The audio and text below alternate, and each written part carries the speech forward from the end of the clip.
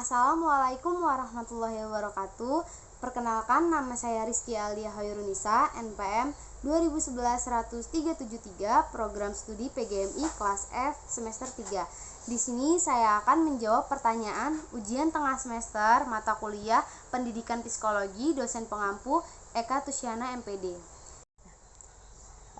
Pertanyaan yang pertama yaitu, jelaskan menurut pendapat Anda A. Pengertian psikologi pendidikan. Psikologi pendidikan adalah cabang dari ilmu psikologi yang mengkhususkan diri pada cabang memahami pengajaran dan pembelajaran dalam lingkup pendidikan. Yang B adalah ruang lingkup kajian psikologi pendidikan. Pada dasarnya, ruang lingkup psikologi pendidikan yaitu mempelajari semua tingkah laku manusia yang terlibat dalam suatu proses pendidikan. Secara umum, biasanya psikologi pendidikan selalu melakukan pembahasan seperti 1. Hederitas dan lingkungan, 2. Pertumbuhan dan perkembangan, 3. Potensi dan karakteristik tingkah laku murid, 4. Hasil dari proses pendidikan dan apa pengaruhnya terhadap setiap individu, 5. Heights mental dan pendidikan, 6. Mengevaluasi hasil dari pendidikan. Lanjut ke pertanyaan yang kedua, yaitu jelaskan menurut pendapat Anda tentang A. Pentingnya mempelajari psikologi bagi calon pendidik. Menurut saya, mempelajari psikologi bagi calon pendidik sangatlah penting, karena pendidik dituntut untuk dapat memahami aspek-aspek yang terjadi pada peserta didik. Manfaat mempelajari psikologi bagi pendidik yaitu, yang pertama, dapat menghadapi anak didiknya secara ketat sesuai dengan sifat-sifat khas yang ditampilkan oleh anak didik tersebut. Yang kedua, memberikan bimbingan kepada peserta didik.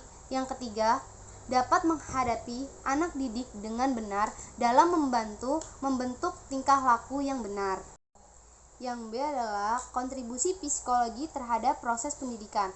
Psikologi pendidikan telah digunakan sebagai landasan dalam pengembangan teori dan praktek pendidikan dan telah memberikan kontribusi yang sangat besar terhadap pendidikan. Meliputi yang pertama, membantu dalam pengembangan peserta didik, meliputi rohani, jasmani, sosial, dan emosional. Yang kedua, cara belajar. Yang ketiga, mengasah potensi belajar peserta didik yang meliputi potensi integritas, potensi intelektual, dan motivasi pada peserta didik. Yang keempat, penyesuaian sosial baik dalam lingkungan keluarga, sekolah, maupun pada masyarakat.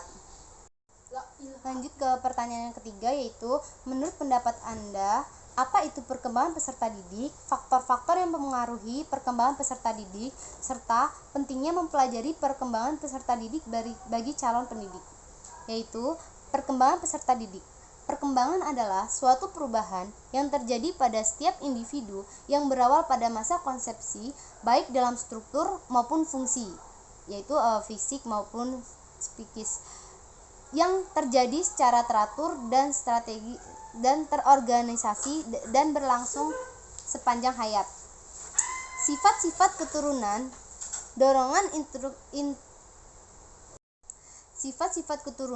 dorongan dan instruksi, makanan, iklim, kebudayaan, ekonomi, kedudukan anak dalam lingkungan keluarga. Pentingnya pembelajaran perkembangan peserta didik bagi calon guru, karena guru hendaknya memiliki pengetahuan mengenal perkembangan peserta didik, karena nantinya calon guru berperan dalam pembentukan karakter anak. Ditekankan untuk memahami pada usia berapa anak belajar.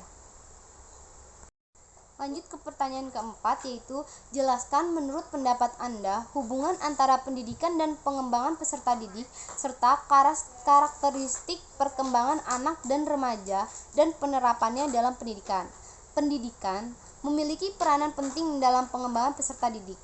Pendidikan menjadi salah satu wadah yang berfungsi membentuk peserta didik untuk berinteraksi, memahami, dan bersosialisasi dalam kehidupan masyarakat, di mana pendidik tidak hanya menyiapkan kecakapan kognitif dari sang anak, namun juga ilmu tentang moral dan kesehatan mental sang anak. Lalu perkembangan anak adalah proses yang mengacu pada perubahan biologis, psikologis, dan emosional yang terjadi pada manusia antara kelahiran dan akhir masa remajanya. Sedangkan perkembangan remaja adalah masa transisi dari anak-anak menjadi dewasa. Pada proses ini, berbagai perubahan terjadi, baik perubahan hormonal, fisik, psikis, psikologis maupun sosial. Lalu penerapannya dalam pendidikan yaitu seperti guru memberikan permainan dan tontonan. Lanjut ke pertanyaan berikutnya, yaitu pertanyaan kelima. Jelaskan menurut pendapat Anda perbedaan individu yang menyebabkan perbedaan proses dan hasil belajar. Faktor yang mempengaruhi perbedaan individu yang menyebabkan proses dan hasil belajar. Menyikapi perbedaan individu terhadap proses hasil belajar. Yaitu yang pertama, perbedaan individu.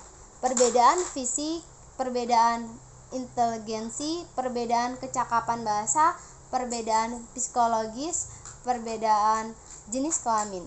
Yang kedua, setiap anak akan memiliki perbedaan dan respon berbeda sesuai dengan minat dan kepribadiannya. Yang bisa dilakukan dan diupayakan oleh guru maupun orang tua adalah membuka akses selebar-lebarnya untuk mereka Lanjut ke pertanyaan berikutnya, yaitu pertanyaan kelima.